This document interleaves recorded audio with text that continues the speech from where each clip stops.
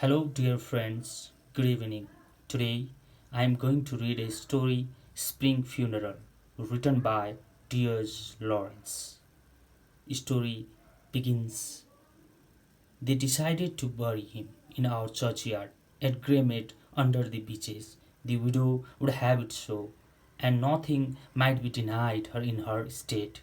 It was a magnificent morning in early spring when I was among the trees to see the processions come down the hillside. The upper air was woven with the music of larks, and my whole world thrilled with the conception of the summer.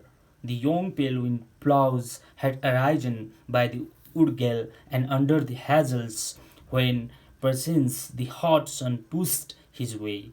New little suns dawned and blazed with real light. There was a certain thrill and quickening everywhere, as a woman must feel when she has conceived. A sallow tree in a fairer spot looked like a pale gold cloud of summer dawn. Nearer it had poised a golden fairy busby on every twig and was voiced with a hum of bees, like any sacred golden bush uttering its gladness in the thrilling murmur of bees and in warm scent. Birds called and flashed on every hand. They made off excellent with streaming strand of grass or wispy of fleece, flogging into the dark spaces of the wood and out again into the blue.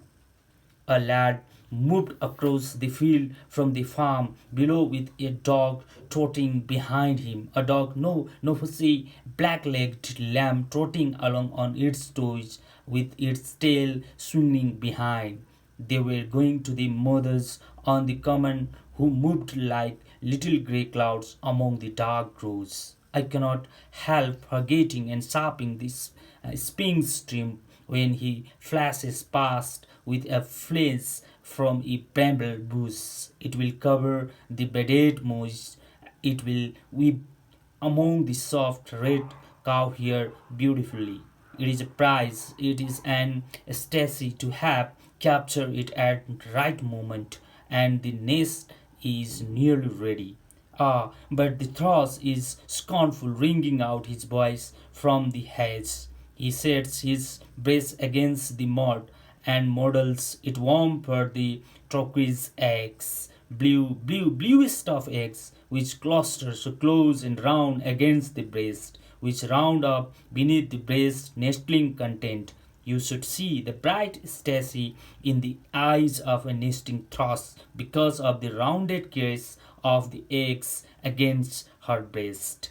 What a hurry the Jenny Rink makes, hoping I shall not see her dart into the low bush. I have a delight in watching them against their shy little wheels, but they have all risen with a rush of the wings and are gone the birds. The air is brushed with agations. There is no lark in the sky, not one. The heaven is clear of wings or twinkling dot till the herald wave like shadow in the bright air, crying, lamenting, fretting forever, rising and falling and crumbling round and round. The slow waving pews cry and complain and lift their broad wings in sorrow. They stop suddenly to the ground. The laplings then in another throb of the anguish and protest, they swing up again, offering a glistening white breast to the sunlight, to deny it in black shadow, then glisten of the green, and all the time crying and crying in despair.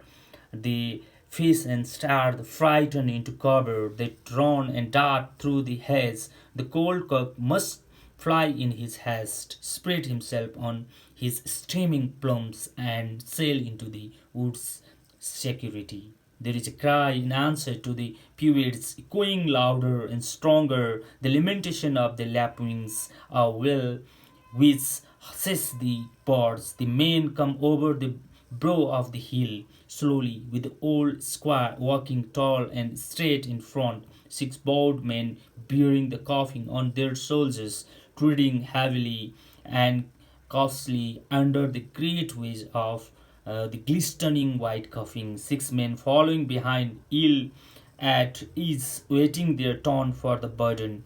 You can see the red handkerchiefs knocked round their throats and their short fronts blue and white between the open waistcoats. The coffin is of now new up on polished wheat, gleaming and glistening in the sunlight. The men who carry it remember all their lives after the smell of new warm elm wood.